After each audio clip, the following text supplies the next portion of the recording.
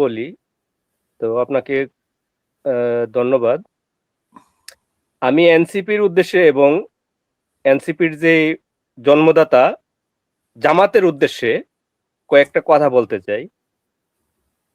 ছোট বিএনপি করে বলবেন কারণ অনেক রাত হয়ে গেছে। আমি ব্রিগেডিয়ার আমাকে একটু জিয়া সময় ভাই দিবেন আপা। ঘুমাতে গেছিলেন সেখান থেকে নিয়ে এসে টকশো করতেছে। জি।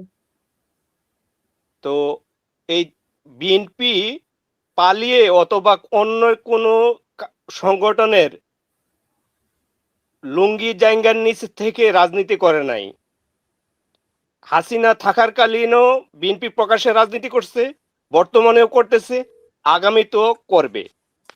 যারা বিশৃঙ্খলা সৃষ্টি করার চেষ্টা করতেছেন, নির্বাচন বানচাল করার চেষ্টা করতেছেন, আসিফ মাহমুদ তোমাকে সতর্ক করে দিতেছি, হাসিনা পালাই গেছে, বিএনপি কিন্তু পালাবে না। বিএনপি হজম করতেছে জাস্ট গণতন্ত্র ফিরিয়ে আনার জন্য। বেশি বাহাদুরি করলে এই দেশে যদি নির্বাচন বানচাল করার চেষ্টা করে জামাত, তাহলে এ দেশে কেমত হবে। বিএনপি কিন্তু পালাবে না, সাবধান করে দিতেছি। এর পরিণাম কিন্তু হজম করার মতো শক্তি বাংলাদেশও নাই, কারণ নাই। এমনকি আমেরিকা পাকিস্তানও বাঁচাইতে পারবে না, সাবধান করে দিতেছি। এতটুকুই বললাম।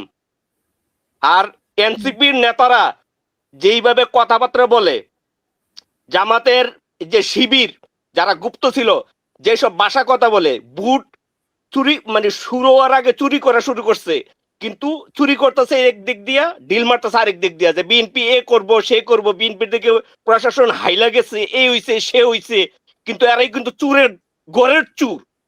মুখে দাড়ি, অনেক ধন্যবাদ। মাথায় আপনি টুপি, একদম কিন্তু চালিয়ে চুরের দিচ্ছেন বাচ্চা ওদের চুর। বেশ কিছুদিন আগে উনি একটা টক শোতে বলছিল যে প্রবাসীরা ভোটার হবে কেন। তো আজকে আমার এই কথাটা মনে পড়ে গেল যে ওনার কথাটাই ঠিক ছিল, যে প্রবাসীরা ভোটার মানে এখন দেশে ভোট ভোট ডাকাতির কার্যক্রমটা এখন বিদেশে চলে আসছে, বিদেশে ইজিলি করা যাচ্ছে। আমি সিঙ্গাপুরে আছি, আমি ব্যালট পেপার পাইছি। যেদিন আমাকে ব্যালট পেপার দিতে আসে যে পোস্টম্যান, 2টা ব্যালট পেপার ছিল আমার রুমের 2জন।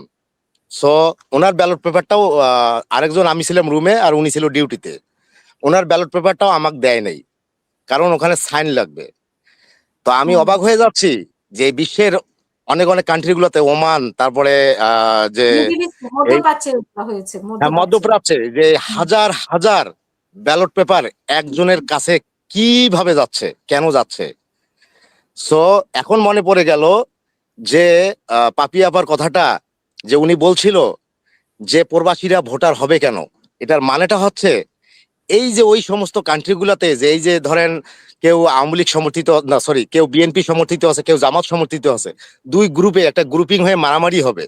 এই মারামারির যে দায়ভারটা ওই দেশের গভর্নমেন্ট করবে কি, মারামারির কারণে ওদেরকে অ্যারেস্ট করবে, জেল দিবে, দেশে পাঠিয়ে দিবে, এই দায়ভারটা কে নেবে।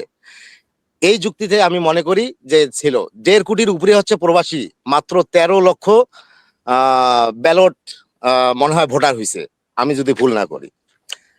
তারপরেও আপনি দেখেন যারা ব্যালট পাইছে, গণজোয়ার। ব্যালটে প্রবাসী 7 লক্ষ বাংলাদেশের মধ্যে 7 লক্ষ, 7.5 লক্ষ, আর প্রবাসী মনে হয় 7.5 লক্ষ।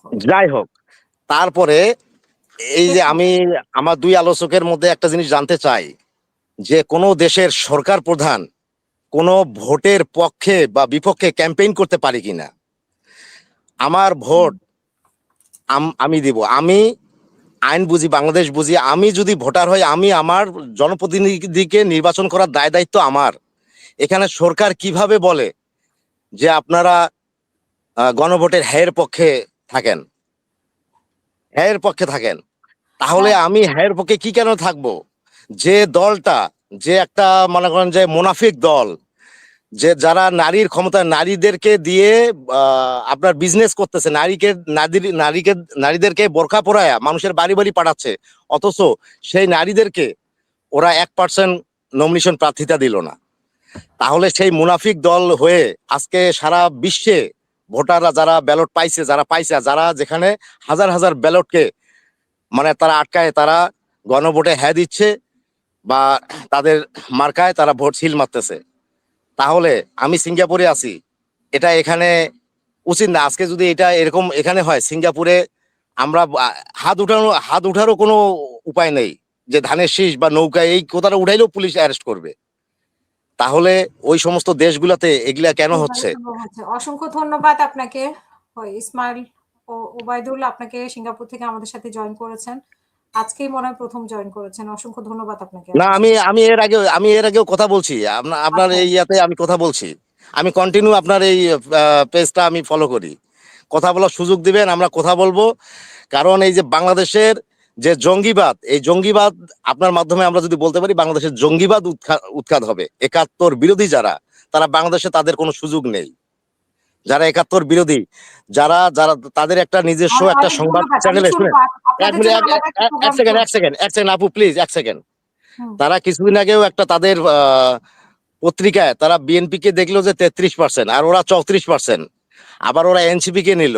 এই যে এনসিপি, এই যে নাসির উদ্দিন পাটোয়ারি, যার স্থান নেই ঢাকায়, সে হচ্ছে একটা জারস। আমি মনে করবো সে একটা জারস। সে কোথায় এইভাবে হাত বলতে দিছে, হয় না, সে এভাবে কোথায় বলতে কথা হয় না। বলছে, একটা প্ল্যাটফর্মে এসে সে একটা সে প্ল্যাটফর্মে এসে চাচ্ছে বলা যে সে আপনাদেরকে চাচ্ছে কিন্তু আপনারা যদি এভাবে কথা বলেন